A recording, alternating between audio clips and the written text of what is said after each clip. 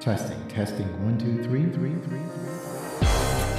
Oh my, how the months have gone by. It's enough to make you wonder. Black History Month is almost over. The days are getting longer. So let's reflect and ponder on the things that last. Let's talk about it on Backlook Cinema, the podcast. My name is Zoe, that's spelled Z to the O or Z-O if you're outside of the U.S. It's the 131st. I should say that this way. It's the 131st episode. Thank you for downloading or streaming. We really appreciate it. We watched the movies of yesteryears that I loved when I was growing up on the latter half of the 1900s. If you like what you're about to hear, then please tell your family, tell your friends, and tell that naive rookie cop walking your block about Backlook Cinema, the podcast. So this episode, we will not be having a guest. We have no guest this episode. And I had planned for a guest, kind of trying to do some last minute scheduling, but scheduling last minute don't always work out. But as we alluded to, we are going to go ahead and talk about some of the things that last. And one of the things that lasts are really good movies. So I'm going to do something a little bit different. Normally, as I said in a sort of intro, that I like to talk about the movies from the latter half of the 1900s, so the latter half of the 20th century. But on this particular movie, I'm going to, since I don't have a guest and I didn't have anybody choose a movie, and I didn't want to pull from the grand list of movies, and there are certain movies that I want to talk about, but I don't want to talk about it myself. So instead, I chose a movie that came out in 2001 and a movie that I really enjoy talking about, and I don't mind talking about it myself. And also, I wanted to pay homage to Black History Month. I didn't have a movie in the first episode of Black History Month. I'm not normally cognizant of the time when I am recording episodes, especially since I'm recording it. Like, by the time you hear this, I've recorded this 2 weeks ago. So trying to think about the time that I record and the time that episodes get released, it's kind of hard to figure out what should be topical and what not. But I did want to highlight a film, at least one film for Black History Month. So that film, since I don't have a guest, because if I had a guest, it would have been a totally different movie, and and there would have been no acknowledgement. But since I don't have a guest, I'm going to take time to acknowledge the month. So the movie that I watched that I want to talk about is Training Day, and we're going to talk about that in the opening credits. Rookie officer Jake Hoyt of the LAPD wants to put his career on the fast track. To do this, he applies to be in an elite narcotics unit. If he can have a successful tenure in this unit, then he'll make detective in no time. Today is his training day, and this unit's lead detective, Alonzo Harris, is showing him the ropes, but the training goes far beyond what Officer Hoyt was expecting. The black and white morality that Hoyt grew up with turns into shades of gray, and Detective Harris is not the man that Hoyt expected him to be. So this movie, Training Day, was released October 5th, 2001, produced by Warner Brothers, Village Roadshow Pictures, NPV Entertainment. It grossed over $76 million in the U.S. and Canada and $123 million worldwide on a reported budget of $45 million. Now, I would call that a modest success. It's not a runaway blockbuster, and it kind of needed the international market to go over, because on a budget of $76 million, 120 the gross for the U.S. and Canada was $76 million, and the budget was $45 million. So that's not going to do it in just the U.S. and Canada alone. It kind of needed the international market to pull it over. So I would call this a modest hit, but it's definitely one of my favorite movies. one of the reasons I picked this movie is that it was the first movie that I ever watched on DVD. This is when DVDs were brand new. So this is way before Blu-ray. This is before, this is like the crown successor of the VHS. They were competing. There was like the VHS, and then, well, actually, even in the VHS era, in the tape era, there was another competing format called Betamax. So the VHS competed against Betamax and VHS won. And then there was basically an era where just the VHS was just dominating. Some people want to slip in the Laserdisc. So like, well, the Laserdisc was a contender. No, let me tell you something. The Laserdisc was not a contender. And the reason that the Laserdisc was not a contender is because Laserdisc players were expensive. And I'm not exactly sure how expensive the Laserdiscs themselves were. But most people, I mean, DVD players. No, not DVD players. I'm sorry. VHS recorders and players, they were already expensive, right? So, and if you imagine a Laserdisc was like many times more expensive than your average VHS player, and they were developed at about the same time. And the other thing, what people don't understand is that when you are creating a media format, you're not just competing for audiences to accept your format. You're also competing with the studios, the creators of the content, to put their content on your format. So and the studio wants more than anything as many people as possible to watch their art. And the Laserdisc wouldn't allow that. It wouldn't allow as many people as possible to watch the work that was put out by the studios. So therefore, we got a situation where the VHS basically was dominant for a long time, and then the DVD players started. The DVD started to come out. The DVD players started to come out, and just like any new technology, it was going to be expensive. So it took a while, but I finally was able to get a DVD player, and I think that I rented Training Day. I don't even think I bought it. So I rented Training Day because I wanted to see what a DVD looks like, and it changed everything. It seems it's like the first time you watched a Blu-ray disc, or the first time you watch anything in HD. It kind of changed your perspective or your perspective on what movies could look like and sound like in some cases. So this is the first movie that I watched. And also the main character is Alonzo, and that's fascinating because I didn't watch this in theaters. So I didn't know. I just knew that people thought it was a good movie, and I didn't know much about it. But the main character's name is Alonzo. I was like, wow, this is so awesome because my name is rare, and there aren't many people, especially non-Hispanic people, with my name. The other thing about it is that when you meet, most people assume that Alonzo is Hispanic, and it sort of is. If you spell Alonso with an S, then that is Hispanic. Alonzo with a Z is Italian.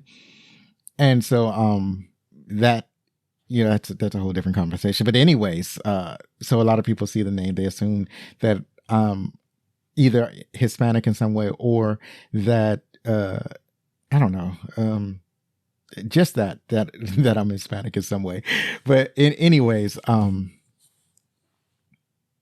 moving right along, I was fascinated that the character had the same name as I had because, like I said, my name is rare. The only other person with my name was a basketball player named Alonzo Mourning, who was extremely popular at the time. And I guess he had like a high scoring average. I don't know sports. I was just grateful that he came on the scene because a lot of people would mispronounce my name. And then when Alonzo Mourning became prominent, people didn't have that much of a problem with my name anymore. I imagine that if they had a Starbucks near where I lived and they wrote my name on a cup, they would know how to write and spell my name because Alonzo Mourning was prominent. But after he faded, and after Training Day faded, my name basically went back into obscurity, and people went to misspelling and mispronouncing my name. So it's a strange reason for a movie to be near and dear a person's heart, but that's one of my reasons.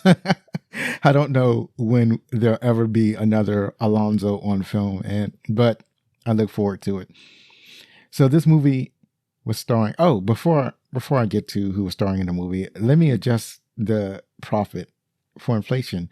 So as I said, so this movie came out in 2001. So if we adjust for inflation, that would be like the movie grossing over $130 million in the U.S. and Canada if it came out today, or 2023.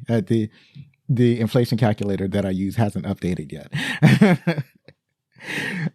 So if it came out in late 2023, the worldwide gross would be $211 million, and the budget would have been $77 million. So, yeah, that's what that looks like. Like I said, it's a modest hit, and like if it came out today, a modest hit, but it was a fantastic movie. So this movie stars Denzel Washington as Detective Alonzo Harris. You may have seen him in Fences, The Book of Eli, Antoine Fisher, and here's the thing: he just does good movies. It's amazing how he can be in so many good movies. Yes, he has been in a few movies that have not lived up to our expectations. So most recently, Equalizer 3. A lot of people didn't like that movie or didn't live up to their expectations. I low key kind of liked it. There are a lot of people that didn't like the last part of the film where he killed the last bad guy, but I sort of like that part. That was funny to me. But for a lot of people, it wasn't. It didn't give them what they wanted, and I can respect that. But for the most part, like Antoine Fisher, for example, that's like a movie I forgot about, and it was. Apparently, because I didn't see it, but apparently it was an outstanding movie. And The Book of Eli, one of my favorite movies. Denzel Washington is just in a lot of my favorite movies. And with his Best Actor Oscar win for this film, Denzel Washington became the first Black actor to win 2 Acting Academy Awards. So, yeah, that's pretty deep. Up next is Ethan Hawke. He played Officer Jake Hoyt, and you may have seen him in Before Sunrise, Glass Onion, and The Northman. He's also been in a lot of great movies, and it's always a delight to see him on film. He's always bringing something different to the table, so he's good peoples. Next is Scott Glenn. I almost said Glenn Scott for some reason, but next, and I've talked about Scott Glenn on this podcast at least a couple of times, and I always want to say Glenn Scott whenever I see the name, but his name is Scott Glenn, and he plays Roger. He's been in The Hunt for the Red October. Oh, I'm saying the movie wrong, and it's written wrong in the podcast description. The movie is called The Hunt for Red October. There's no the there, and that trips me up every time. I think for most of my life, I said the twice, but it's just The Hunt for Red October, and you can find that in episode 2 of this podcast. He's also been in The Bourne Legacy and The Silence of the Lambs, and we talked about that in episode 54. Also, incredible actor, always brings a kind of intensity to the role. Next is Tom Berenger. I guess you would call this cameo appearance. I guess he plays D.A. Stan Gursky. You may have seen him in Platoon, Inception, and Major League. He was a star of that movie. He's a fantastic actor. He's been in some of my. There's this one movie that I watched that he was in that was really awesome. Called I think it's called Rustler's Rhapsody. I can't remember exactly. It was a comedic cowboy movie, and ever since I've seen that movie, I always thought of him as being just really good at his craft. Up next is Harris Yulin. He played Detective Doug Rosselli. You may have seen him in Clear and Present Danger, Scarface, or Murder at 1600. Raymond J. Berry played Captain Lou Jacobs. You may have seen him in The Ref, Falling Down, Walk Hard, the Dewey Cox Story. That was difficult to say for some reason. And I didn't see any of those. And I want to. Like, I want to see all three of those movies. Like, with the ones that I read with Harris Yulin, when I Clear and Present Danger, Scarface, Murder 1600, I watched those. But I haven't seen The Ref Falling Down or Walk Hard. So I need to get to work on it. Cliff Curtis plays Smiley. You may have seen him in Risen. God, let me see if I can say this. Sunshine or The Dark Horse. And Dr. Dre. A man not known for his movies. He played Officer Paul, and he's been in The Wash. Not exactly a movie star or an actor by any stretch. And this is, he's not particularly good at it. This is more like stunt casting. And that's fine because, like many movies, this movie was directed by a person who cut his teeth in music videos. Snoop Dogg plays Blue, or played Blue. He was in Baby Boy, Starsky and Hutch, and most recently, The Underdogs. Now, Snoop Dogg, by contrast, is, I think we can call him a legitimate actor by now. I feel like he's been in enough projects. He's been in enough movies and TV shows. He actually stars in The Underdog. He's played some significant roles in other projects. We can safely say that by now he's an actor. Macy Gray plays Sandman's wife. Did not get a name, unfortunately. She's also been in Domino, The Paperboy, and Real Talk. I haven't really seen much of anything that she's been in outside of this movie, but she was real good in this movie. A very early project for Eva Mendes. She plays Sarah. She's also been in The Other Guys. I loved her in that movie, and I love that movie. Hitch and The Place Beyond the Pines. Nick Chinlund plays Officer Tim.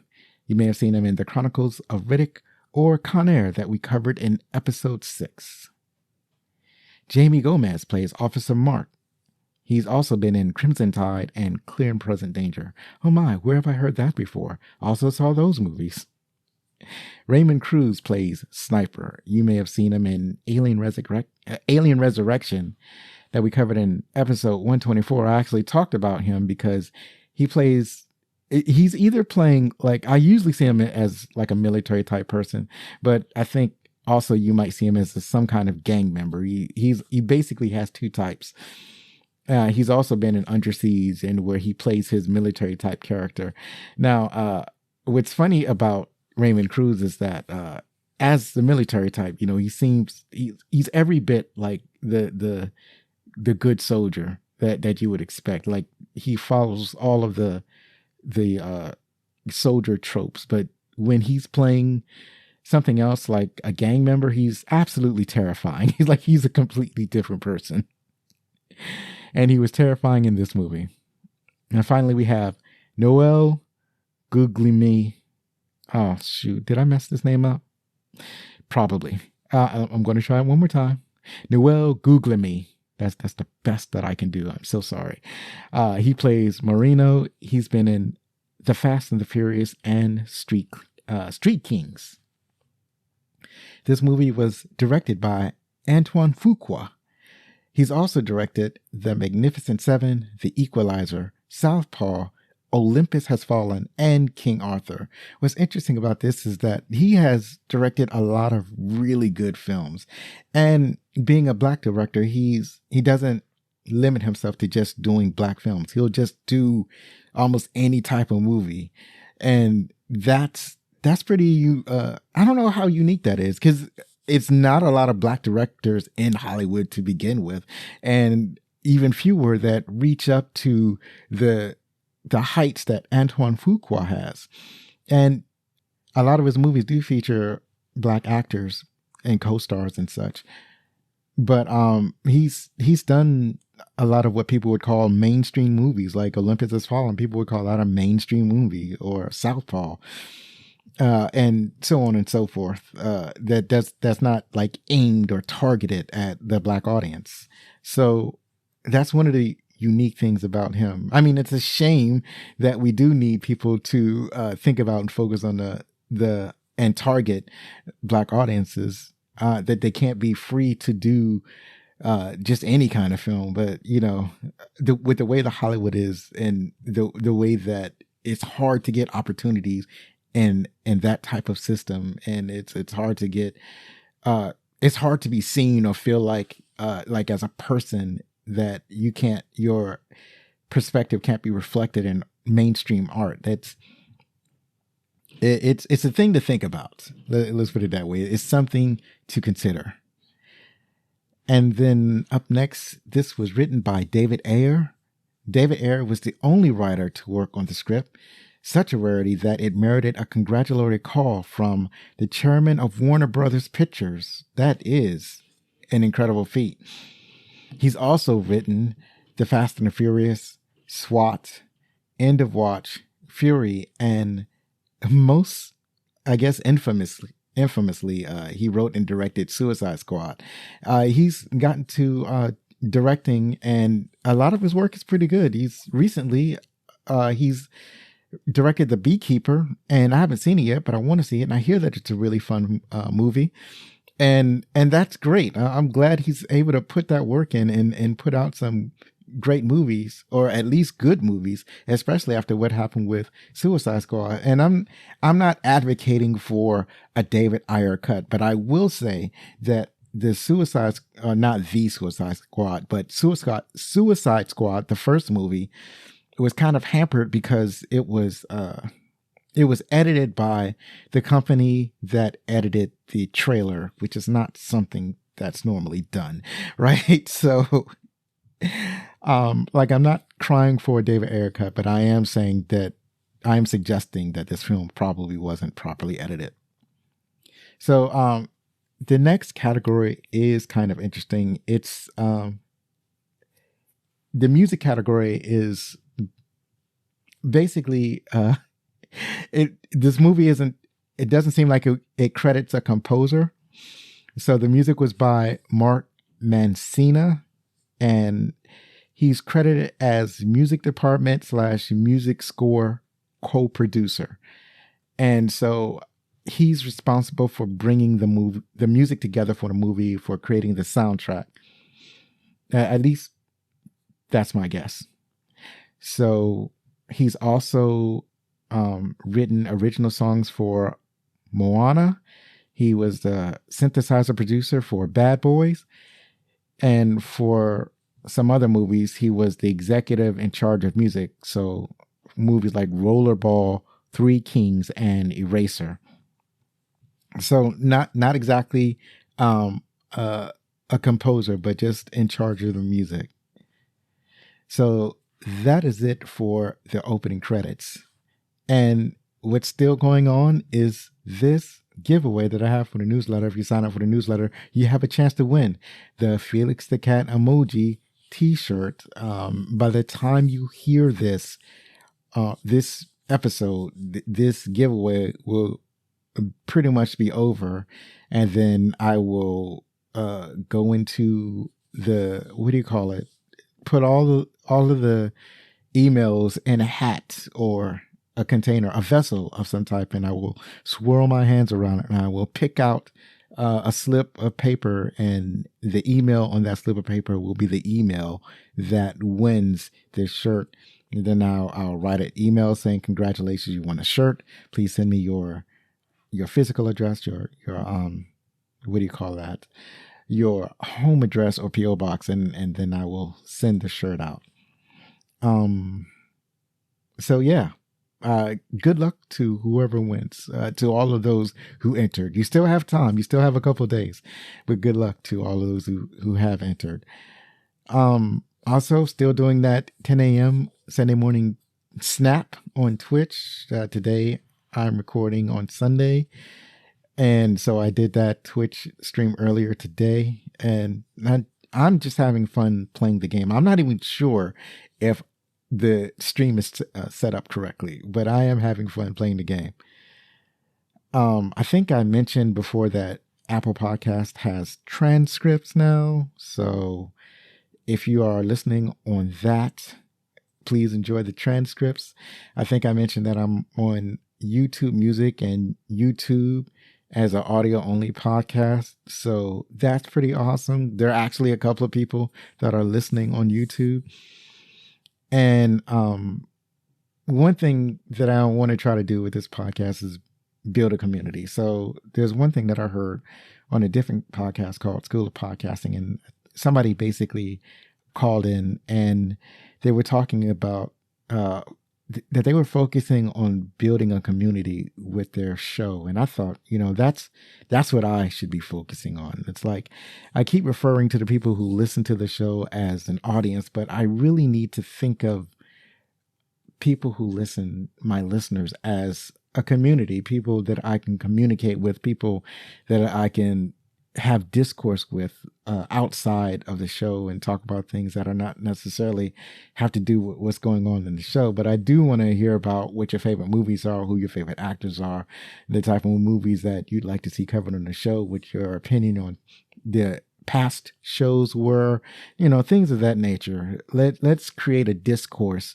online. Let us create a community amongst ourselves. Let's build this movie watcher community. I don't have a pet name for the listeners, and I don't know if I'm clever enough to come up with one, but I am looking forward to with this continued creation of this community.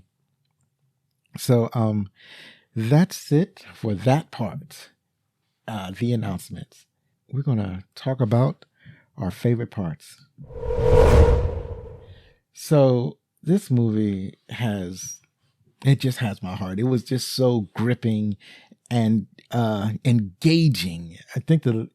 I don't think I even seen this film since the first time I watched it. And that was like years ago. So as much as I love this film, this is only the second time I've watched it, but this film is so much in the zeitgeist of this culture, right? Of mainstream culture. Like, it's just in there, right? So, excuse me. It's just one of those things that I don't feel like I have to watch over and over again because I feel like it's always in me. So, because it's so impactful. It's like, it's one of those movies that's so impactful that you don't really need to watch it again. You can give it a break, and then watch it like a couple of years later from after the last time you watched it, because there's so many things that are embedded in this movie that hit you, or at least it hit me so hard that it didn't, like, I felt like I just watched it yesterday. Well, I did watch it yesterday or recently. No, the last time I watched it, I felt like I hadn't missed anything. Like there weren't any parts, like when I watch, like sometimes you haven't watched a movie in a long time, like you haven't watched a movie in 20 years, and then you watched it and you're like, you'll give it a recent review or a rewatch, and you'll see something that you don't remember, or you don't, or there's something that you had forgotten, like, oh, I forgot that guy was in this movie, or I've forgotten that this happened in this movie. But I didn't really feel that way when I watched this movie. So, that's how embedded it is within me.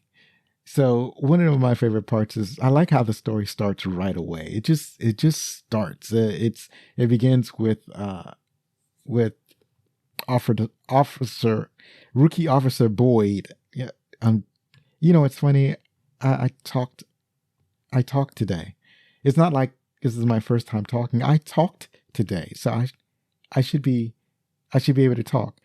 Hoyt, I got the name wrong. Officer Jake Hoyt. So we open with him getting ready for work, and it's kind of a typical type of getting ready for work kind of scenes. And then he gets a call. He gets a call from his boss, and I feel like that's where it starts. And it feels like it starts right away. The boss wants him to meet up at this coffee shop or whatever. And you don't really hear what happens is that he picks up Hoyt picks up the phone and he's talking to his boss, and you don't hear what his boss is saying, but you kind of get a sense of who the boss is, even though you don't hear that end of the conversation. And Boyd is doing his best to say the things that will impress his boss. And during the conversation Hoyt assuring his boss that, he's on his way. He understands what he's supposed to do and he's on his way to meet his boss. The boss hangs up on him, right? Because it's like his boss is directly to the point, and, he's not really much for small talk. And that's kind of expressed like kind of throughout the movie, that his boss is not that he's not really the type for chit chat, at least for people who he's not familiar with. So he meets this brash and impatient boss. His boss is Detective Alonzo Harris. Alonzo Harris runs this like super elite narcotics detective / undercover unit. And so Boyd wants to get in this unit because he knows that if he can get in this unit and he has a good showing while he's there in this super elite unit, then when he gets out of the unit, then he can get transferred to like a more prestigious position. Like, he doesn't want to be a beat cop. He wants to be a super cop. He wants like higher pay. He wants to be able to command a unit, right? That's what he wants. So he thinks that going into this elite unit will be his avenue to advancement in the LAPD. That's what he's going for. And, we all want to advance on our work, don't we? So Alonzo is impatient. He doesn't want to deal with Boyd's, I don't know, chumminess, right? Boyd is trying to be all chummy, and Alonzo isn't having that. So there's a scene in the shop where they've met at, and Boyd is trying to create small talk, to create some I can't speak anymore. I still can't do it. Camaraderie. That's the word I was trying to say. Trying to create some camaraderie between himself and his new boss. And the boss is trying to read the newspaper. Alonzo essentially gives up on his newspaper, and he says, "All right, tell me a story." And so that was a great scene. I love that scene in the coffee shop because of the way it establishes both characters, and the way that it showed that Alonzo just isn't putting up with he doesn't have really a patience for the newness that Boyd represents. He doesn't have the patience not necessarily the patience to deal with this brand new officer, but he needs this officer to fill this unit, so that he's putting up with it in that way. At the same time, he has to teach this rookie the ropes of how to exist in this new world that the rookie is in. And I think what was also interesting about that scene is like, this is a scene before, this is a movie before smartphones, obviously. So when in a situation like that, if you're eating with your boss and the boss doesn't want to talk to you, then you would probably just take out your phone and start playing with it. Read a news story, play a game, watch a video or whatever. You would have something to occupy your time. But in this time, you're sitting with someone, you want to make conversation, that person doesn't want to talk to you, so you're just sitting there in silence. Then it's kind of, if for somebody who wants to talk, that can be kind of unnerving or whatever. So that was interesting how that scene played out, where Alonzo is just kind of trying to read the newspaper and Boyd is kind of just fidgety because he's sitting with his boss and he can't really talk to his boss. So that was interesting.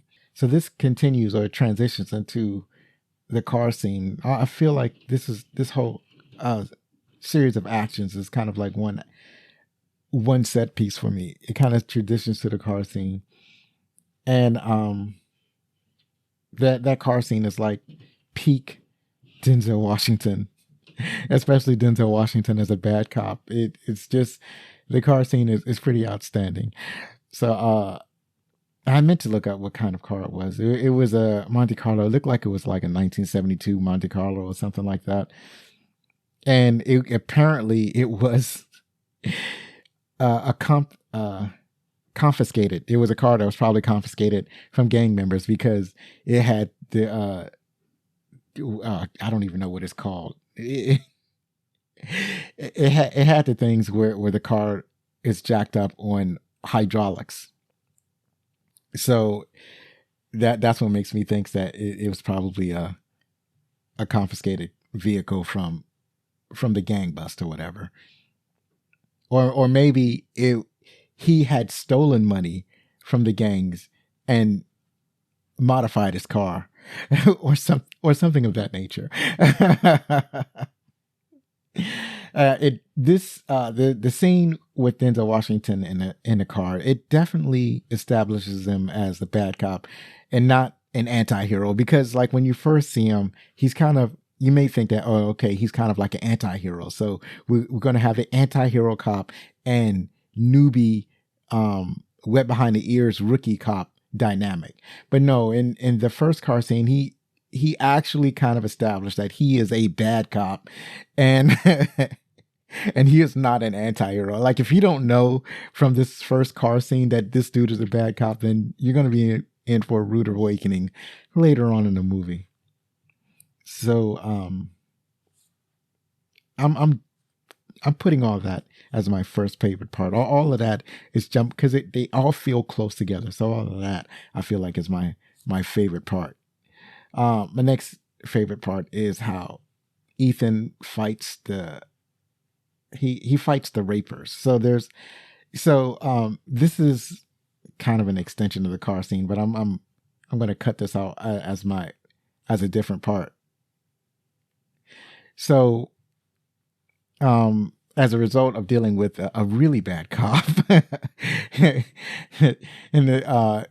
the what's his name, Alonzo, that guy, I can't remember my own name, Detective Alonzo Harris, has basically forced Hoyt to take this. It's marijuana laced with PCP. So Hoyt is kind of high out of his mind. So while he is while he is still high, they're driving in the car, and then he kind of sees an altercation. Like, he kind of looks out his passenger window. He kind of sees an altercation, and then he's like screaming for Alonzo to stop the car. Like, he's screaming for his boss to stop the cars because he says he saw something. So reluctantly, Detective Harris stops the car. Hoyt runs out. He runs down the street a little bit, in the street, trying to avoid cars. Runs to this alley where he had seen the altercation. There's two guys attacking this girl, trying to rape her. And he fights these two guys, and he beats them. He's able to put handcuffs on both of them. And he thinks that they're going to, like, book him downtown, Dano. That's what he thinks. Alonzo actually shows up during the fight, and he kind of just leans against the wall and fights, and not fights, but he leans up against the wall and watches the fight. He watches as his rookie, what do you call it, applicant is fighting off these two guys, and is successful. I mean, and he's impressed, but arresting like regular criminals isn't what he's there to do. So he's like putting Hoyt on notice that he's not trying to arrest these dudes because that's not his favorite thing to do. So he after they make sure that the girl is okay, she's like a 14 years old, or older. I think she's in high school. So they make sure she's okay, and she walks off, and she's like, she's going to get her, cousins to deal with them because, she got cousins in the gang or whatever. And then, and then that's when Alonzo gets the guys up, and, he starts harassing them, beating them with pistols and whatnot. And pointing his guns at people and pointing his guns at the dude. Like the dude is at some points he cuts the, what do you call it, the restraints away, because they're not metal handcuffs, they're like twisty ties. So he cuts the twisty ties and points his guns at the dude's face, and then points his guns at the dude's balls, like maybe I should blow your balls off. And then he takes his pistols and he whacks the dude in the nuts with his pistols. And then after that, he kind of lets them go.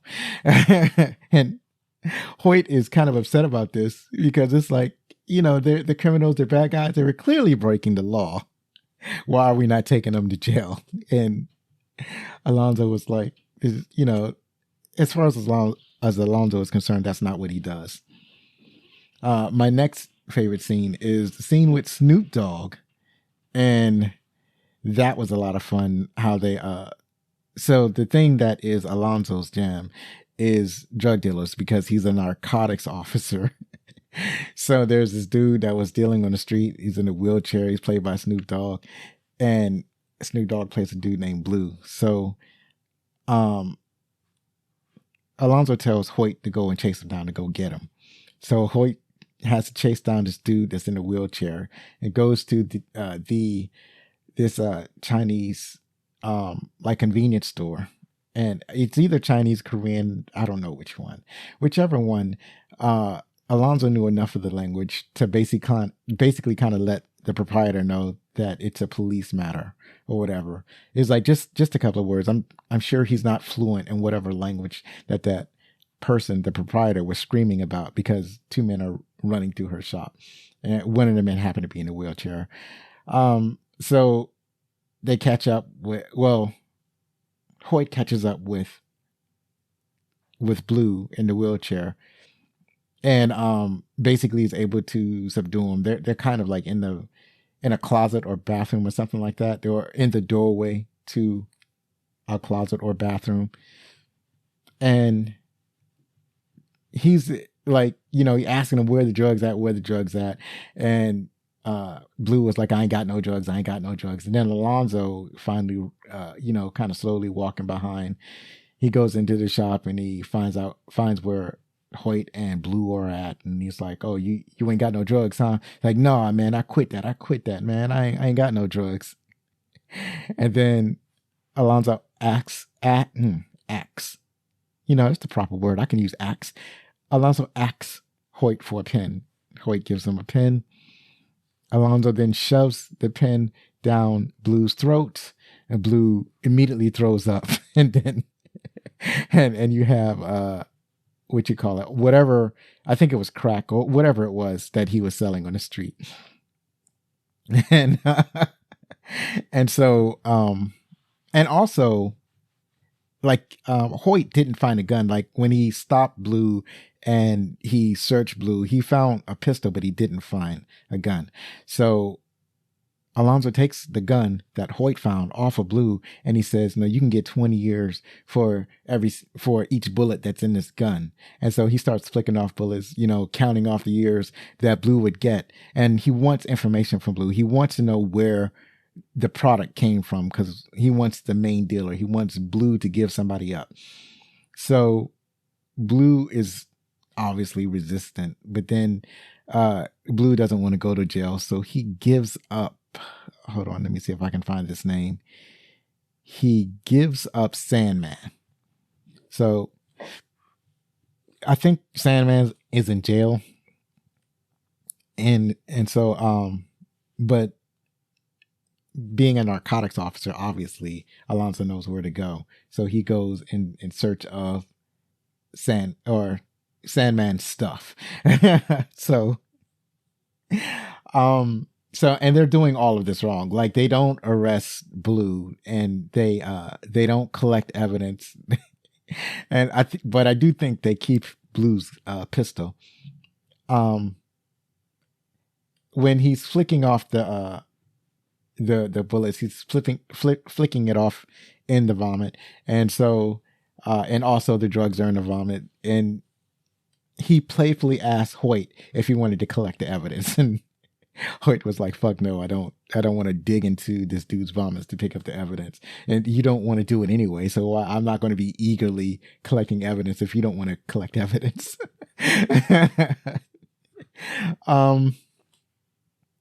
So after a while, this kind of leads to my other favorite part.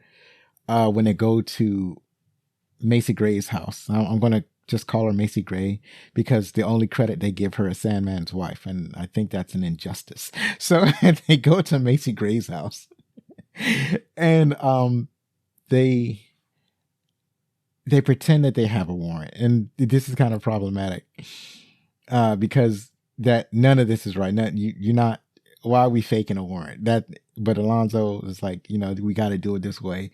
So he convinces his rookie applicant that they have to go in with this fake warrant. So they barge into the house. They clear the house. They have Macy Gray and her son kind of sit on the couch. And while they're sitting on the couch, Hoyt is supposed to guard them and keep them from moving or whatever. And Macy Gray is just kind of needling Hoyt, saying things like, you're a rookie, ain't you? What you gonna do? You gonna shoot me? Like that was all just fantastic. Meanwhile, Alonzo is in the back, just tossing the place, just tossing the joint. And just throwing stuff around, looking everywhere for what he claims is evidence.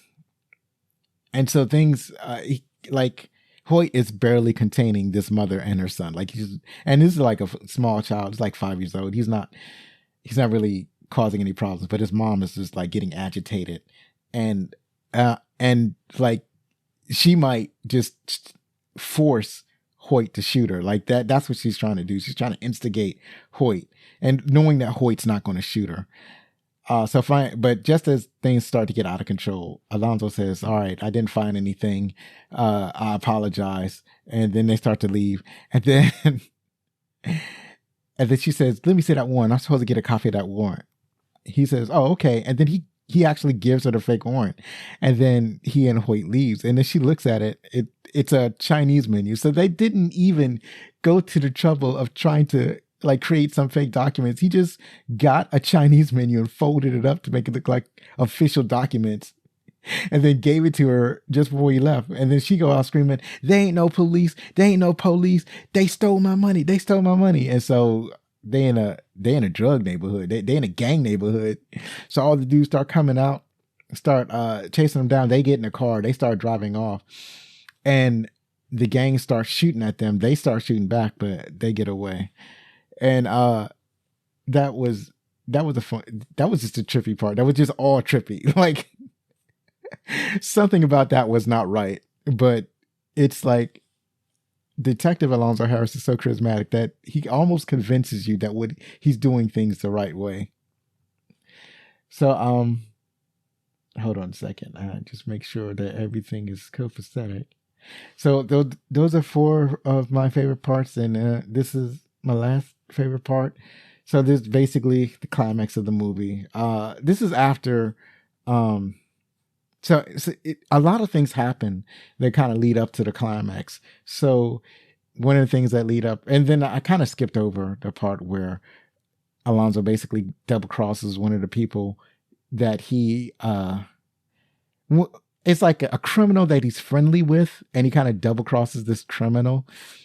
And apparently this criminal is prominent enough that he actually has to get permission from people who he refers to as the 3 wise men. So this very important, so a DA, a very important detective, and a very important police captain, he has to get their permission to engage and to arrest this apparently very important criminal. And the other thing about it is that he actually has to bribe them to get a warrant, like a proper warrant, like a real warrant signed by a judge.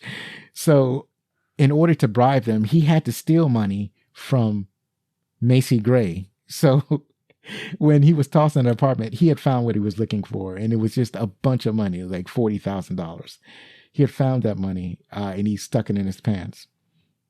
And then that's the money that he used to bribe the 3 wise men to get the money to basically engage in police action against this very important criminal. That criminal happens to be Glenn Scott, who played Roger. Roger was like, I don't know why he's important, but he's so important that you can't just go and arrest him. You need like permission to arrest him. So Alonzo takes his whole unit. They go and they engage in police action, and what they're really looking for is what they're calling what Roger calls his retirement pension. It's not really a pension. It's really just money that he stashed away from his drug days. He plans on, like leaving the country and retiring in the Philippines or whatever. And he has enough money to live off of. But basically Denzel Washington and his gang, they're there to rob him. So they, tie him up. They take his money.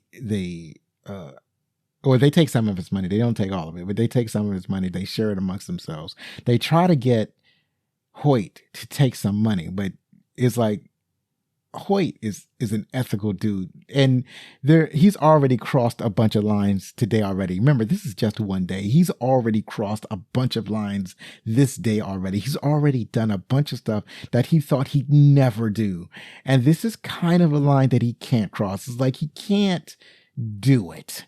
So he doesn't take the money. And they say, okay, all right, we understand. He's like, here's what I'm going to do. I'm going to hold it for you until you need it. Because in Alonzo's mind, Hoyt needs to take this money. So, but it's here. And the reason I explained the scene out is that it's here that Hoyt makes a choice. This has gone far enough. He's like, all the other stuff was against gangsters and criminals. And yeah, okay, they broke the rules a little bit in order to arrest some gangsters or whatever. But now they're just wilding out. They're staging, they're staging a crime scene to make it look like they justifiably killed a suspect, but what actually happened is that they just plain out murdered a suspect. They murdered an innocent man, basically. Because at the time, even though Roger has a criminal past, at this point in time, he's not engaged in criminal activity. He's just kind of living out his life until he gets to a point where he can go to the Philippines. Like everything that he did was in the past. He's done his time in jail. He hasn't done anything wrong apparently since he got out of jail. So he's in essence an innocent man that gets murdered by the police. Then they stage a crime scene to make it look like it was a justifiable homicide by police, including shooting a police officer. And it's way too much for Hoyt. This is not something like, if you want to break somebody into like bad cop territory, this is a little bit too much. Like you want to start them off with a little bit of misconduct before you bring him into the whole ass killing an innocent person and staging a crime scene, And what's incredible about this movie is that it's so relevant today. Like, I'm describing you in a movie about how some crooked cops staged a crime scene. Also, it should be noted that this movie was actually based on an actual police officer. I'll get into that in the trivia. But also, this movie is like, it speaks to what's still happening. Like, I don't know if you remember, but there was an incident where, I can't remember the city, but a police car crashed into a business after hours. Like, so this is like after the business was closed or it was just closing up.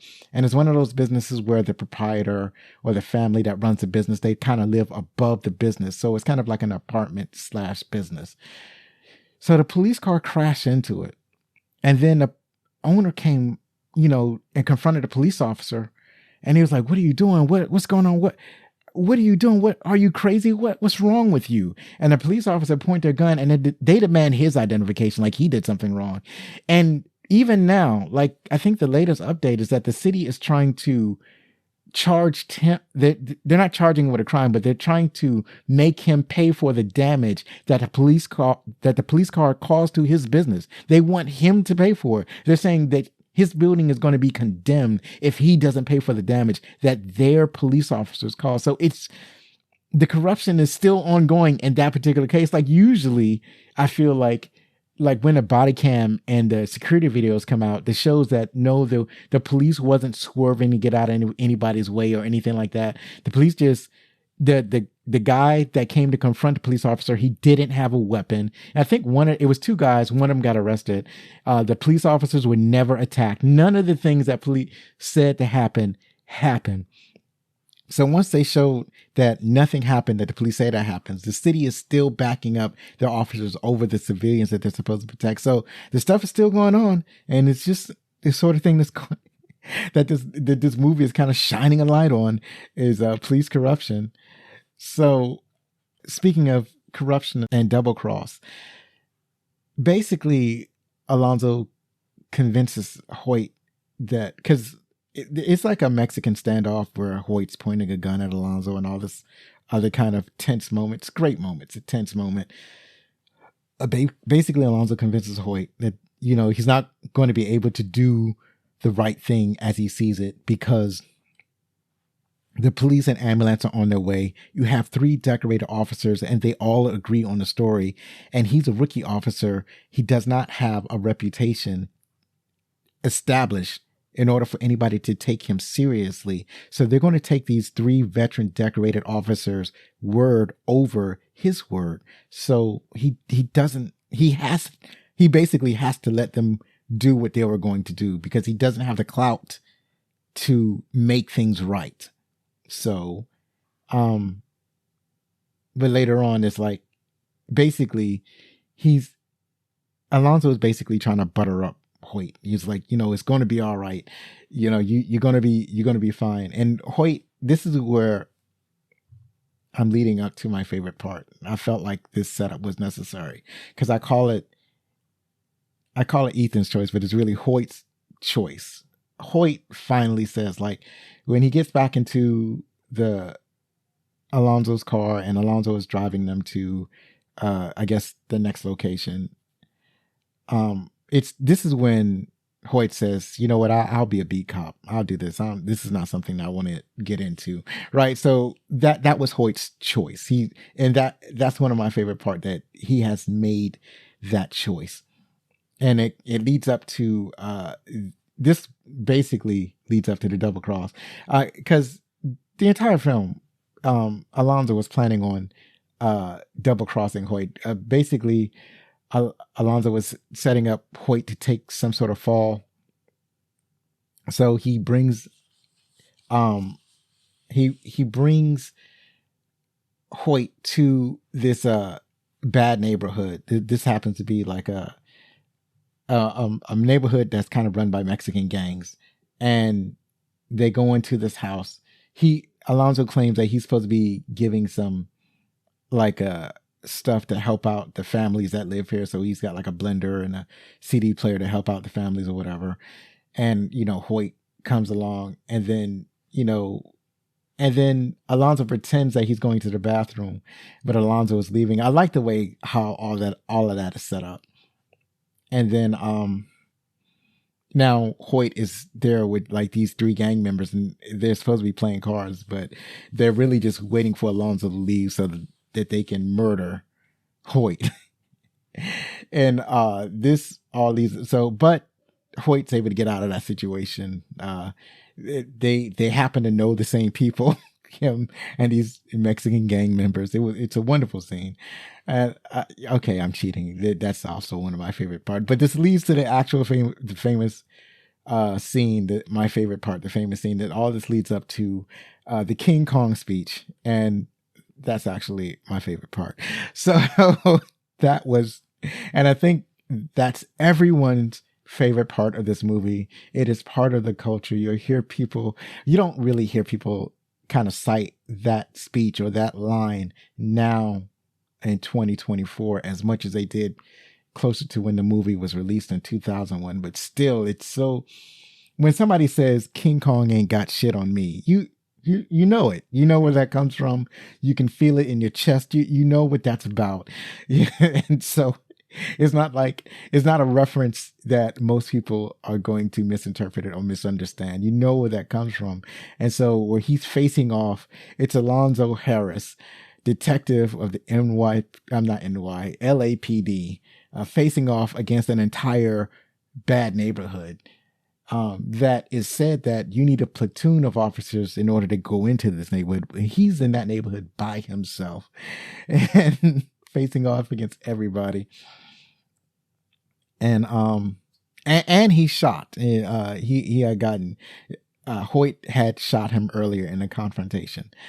But that's a fantastic part. And I think Denzel's performance at that time, it was so gripping that it's the reason why most people remember this movie is because of that speech. I think a lesser actor would not be able to pull that off the way Denzel Washington pulled that off. That his mannerisms, that his facial expressions, like he brought his entire self to that role, to that moment at that time, and it made it work. And it was he really didn't have. I felt like that when he's acting, and then the crowd of people, they are also actors. But another way of looking at it is like, how much of that was acting? I feel like they were also an audience. So like he was doing a live performance in front of an audience that was surrounding him. I mean, I imagine that in one of the takes after he did his speech, the extras clapped because it was that good.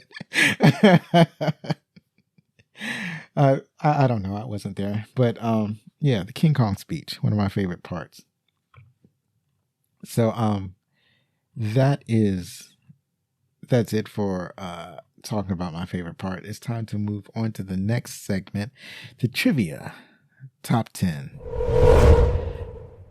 So this is a top 10 trivia. Most of this I got from IMDb, and it's a lot more trivia than I expected. So let's get into it. This is probably the thing I'm about to read is probably my favorite piece of trivia. So the line, King Kong ain't got shit on me, was ad-libbed by Denzel Washington. That's fantastic, because that is the thing that people most remember about these movies. You got to remember, actors aren't just bringing themselves and their ability to the movie. They're bringing their experiences. They're bringing their life to the movie. And when you can pull out something from your experience and add it to the story, that's just great, right? So I think there was a conversation where somebody asked if you had this other group of actors playing in a different movie, and just in general, like if you watched a movie, you watched an adventure story, and they had a certain actors, and it's like, well, what if another group of actors played in that story? Then it would be a completely different movie.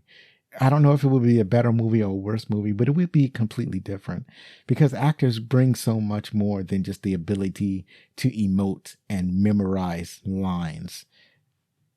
And I think with this particular ad-lib by Denzel Washington that everybody remembers from the movie, I think it's demonstrated here. Next up, Denzel Washington has frequently said that Detective Alonzo Harris is his favorite character that he's played. Yeah, it looked like he was just chewing it up. He was just luxuriating in the role. During the scene when Jack plays cards with the Latino gangsters, director Antoine Fuqua gave certain instructions to the actors playing the gangsters without telling Ethan Hawke. This was done to further confuse him and add to the tension of the scene. We see this in movies time and time again, where as good as actors are, nothing beats genuine expression or genuine reaction from the actor. And some actors do it to themselves. Like there are actors that they want to play a starving person, so they'll actually go on a fast so they can experience hunger. I think in Seven there was this dude. I think you remember this scene from Seven. So the police detective had to talk to this one dude, and he was like hyperventilating and sweating and all this other kind of stuff.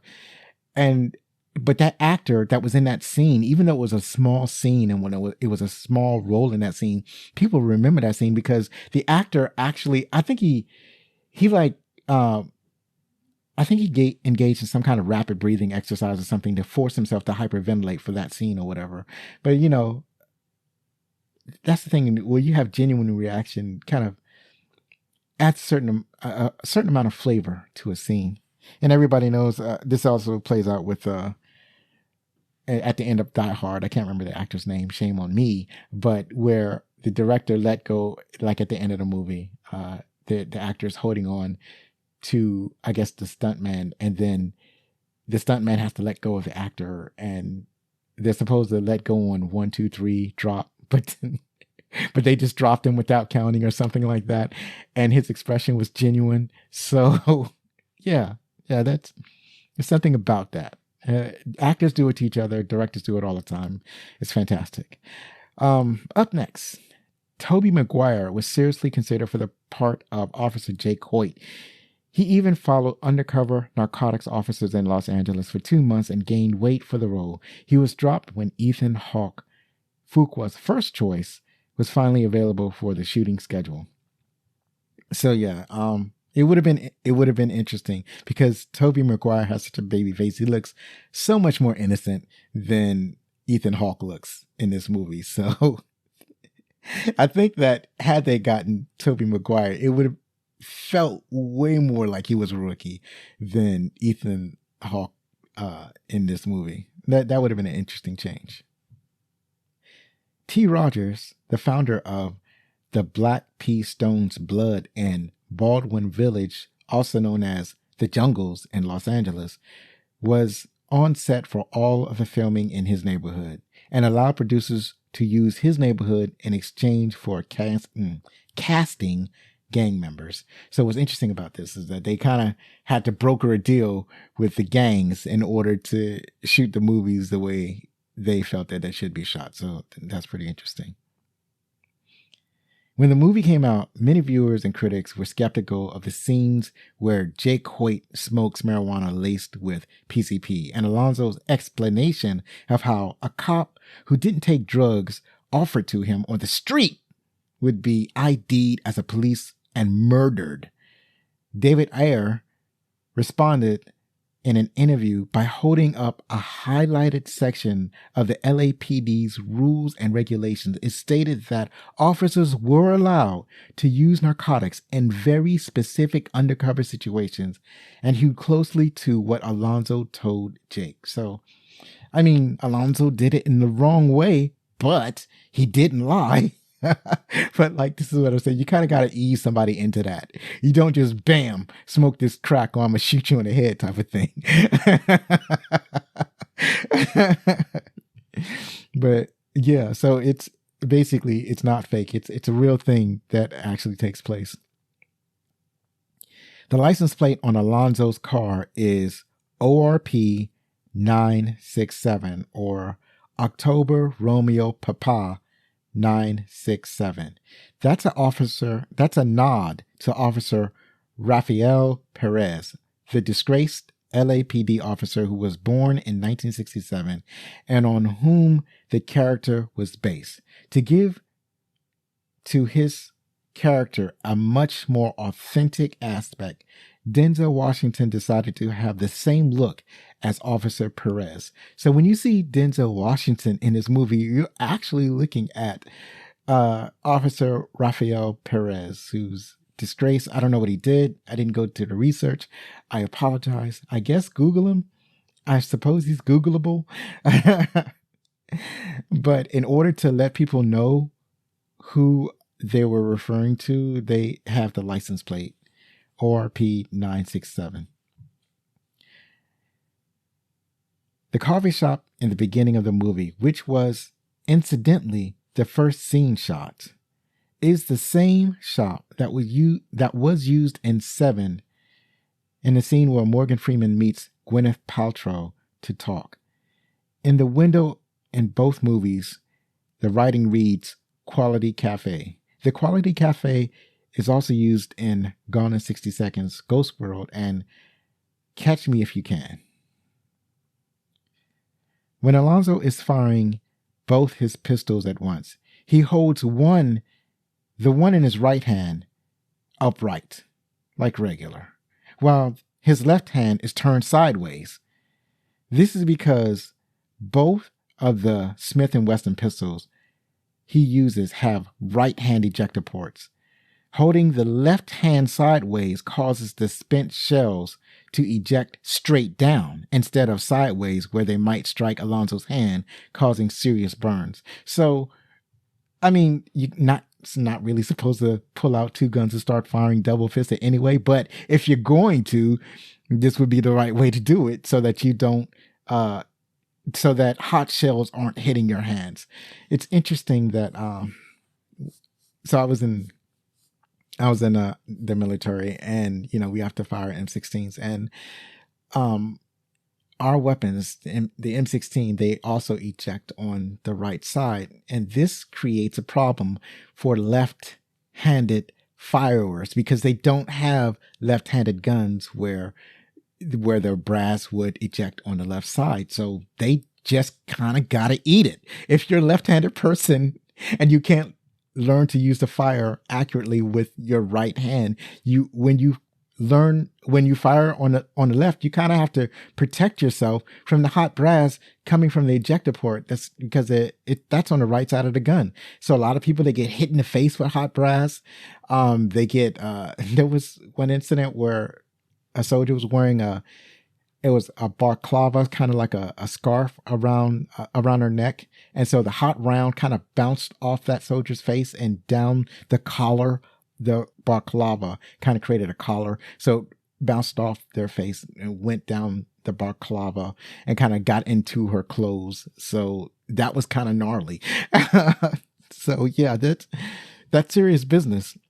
So he's, really, most people really don't be shooting with two guns, because you can't be accurate firing two guns at once.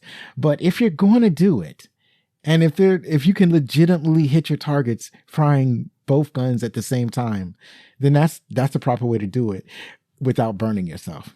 I think I spoke too much on that. Anyway, let's go to the last one. The last thing that we got in the trivia. The fictional Hispanic street gang Hillside 13 is based on, and 13 is 13 in Spanish, that's based on many real-life Hispanic Sereno street gangs in Los Angeles area. A common feature of many Sereno street gangs is the number 13, or 13, which corresponds with the letter M, and in Spanish is la M, or M. M is Spanish for M. La M is the Mexican Mafia, a prison gang that many Sereno street gangs have affiliation with. In preparing for his role as Smiley, New Zealand Maori actor Cliff Curtis spent time with real Hispanic gang members, learning their day-to-day lives. And that's it for what we've got for the trivia. Let us switch over to the Critic's Thoughts. All right, we get to see what the Critic's Thoughts. This, the score was lower than I expected. So the critic score on Rotten Tomatoes was 74%. The audience score was 89%. Rotten Tomatoes on IMDb is 7.7 out of 10. Most interesting. So let's get into it. Lisa Alspector from the Chicago Reader wrote, "If it makes it through the trial by fire and a blandly twisting plot with no meaningful revelations or substantial themes, Hawk will get a promotion, but there's nothing in it for us." Oh my goodness. I don't know what this person is saying. I totally disagree with this. I think it comes from, this notion I don't know. I don't know where they're coming from because I didn't read the whole review. I'm just reading the snippet that they posted on IMDb. And how does this person not get it? How does this person not get the themes of the movie? It's like the strong themes of morality. Like what will it take to take a good man and turn him crooked? Or what it's almost like what George Lucas tried to do with Star Wars, the Phantom Menace. That's kind of the story that he wanted to tell with the first trilogy. How you turn a good cop bad. It has those themes in it, and the themes of like the consequences for bad actions.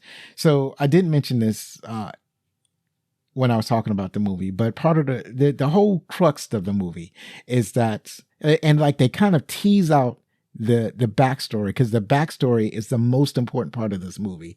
So they kind of tease out the backstory that Alonzo had did something bad. You don't know what he did was bad. It involved a trip that he made to Las Vegas, and it involved a Russian, and it involves the Russian mafia. And throughout the film, they kind of teased out what had happened. So what had happened was, by the end of the film, you find out Alonzo had went to Las Vegas, probably on vacation or something. He got into argument with a Russian, but he didn't know who this Russian was. And he beat this Russian. And I think he killed that Russian. He beat a Russian to death, killed him to death, or whatever. Russian's dead. And what he didn't know was that the person that he killed was a very important person in the Russian mafia. So he gets back to Los Angeles. Now he has to find a way. Like the Russian mafia is not pleased with his action. So they're like, all right, what you did was disrespectful and unsanctioned. So we are going to kill you. But if you pay us $1 million, we are not going to kill you. So this is the impetus for everything that Alonzo does in this movie. He robs Macy Gray $40,000 to bribe the three wise men to get an opportunity to steal money from some guy that he knows has a nest egg of $4 million, and they take $1 million of that $4 million, and then they kill him. So how much of that money were they really going to take? And he was going to take his share of $1 million and pay off the Russian mafia. But he has, like, the day of training day, he has to pay them off that night, or that day before midnight. He has to pay off the Russian mafia. And the reason that he doesn't get to do that is because his plan to murder Jake Hoyt fails, and Jake is able to delay him enough. He's able to delay Alonzo enough that Alonzo, and then Alonzo loses the money. So now the mafia catches up with Alonzo Harris and kills him on the streets of Los Angeles. So it's the backstory, and it kind of leads to the final act of the film of Alonzo getting killed. So, and this is kind of brewing in the background the entire time. I feel like it's complex. I don't feel like this is simple. I think it has a bunch of great scenes. It's not blanding. I don't understand what this person is saying. Moving right along. I'm sorry. I'm saying the wrong name. Andrew Manning from Radio Free Entertainment wrote, Denzel Washington delivers a remarkable performance in this enthralling and unique tale of a corrupt cop completely transforming himself into an unexpectedly imposing threat. And that is correct. He does that every single time. It almost feels like he's unassuming, but it's like I feel like whenever he's in an action movie, he does present himself as an unexpectedly imposing threat. Whether he's playing a good guy or a bad guy, he did the same thing in like American Gangster. He was kind of that way in the Book of Eli. But yeah, but I think probably the best at it here. It's the first time we see this version of Denzel Washington, and he's the best at it right here as far as being a threat, just by being present. Up next is Rob Gonsalves. I hope I said that right. From Rob's Movie Vault, he wrote, "This isn't a serious movie, despite Denzel Washington in full eruption and giving his calloused lines more weight and authority than they deserve. And I disagree. I mean, I think this is a serious movie. I don't get why people would think this. Maybe they don't think that police would act this way. And I think that's where this comes from. It's like when you grow up in neighborhoods and you don't trust the police, you feel like this movie is telling the absolute truth, nothing but the truth, to help you God. But if you're living in a place where you don't have a problem with corrupt police officers, then this movie might feel like fantasy. So and that's the feeling that I get from the couple of negative reviews that I've written or that I've read regarding this movie. And so finally we have Tom Graylis. I'm not sure if I pronounced correctly. He's from RTE, Ireland, and there's probably a proper way to say it.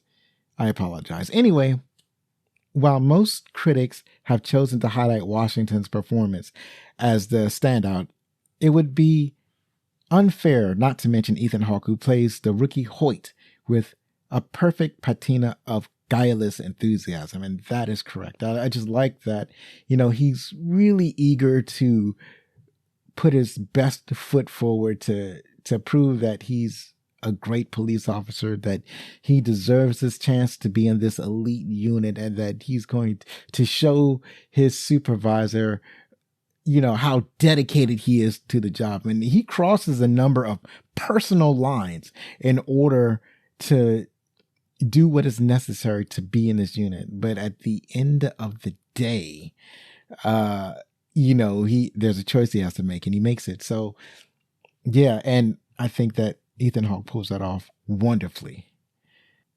Finally, Training Day is, as of this recording, streaming on Netflix. That's it for today. In a fortnight, we'll be back with another exciting movie from yesteryear. It's a film many consider to be the greatest time travel story of all time. So join me as I welcome our special guest, Christopher J. from the Saturday Morning Podcast, as we take a look back at Back to the Future. You can follow us on Twitter, TikTok, Blue Sky, Facebook, Instagram, Threads, and now YouTube at Backlook Cinema. If you post on any of these platforms, I'll try to respond. Don't forget that you can contact us with any questions, comments, or suggestions at fanmail@backlookcinema.com. One last time, if you like this show, then please help us grow by spreading the word about Backlook Cinema, the podcast. Believe me, it matters. I've been Zoe Richardson. Be safe, share a movie from yesteryear with your family, hug your loved ones, and if you're going to be anything, be outstanding.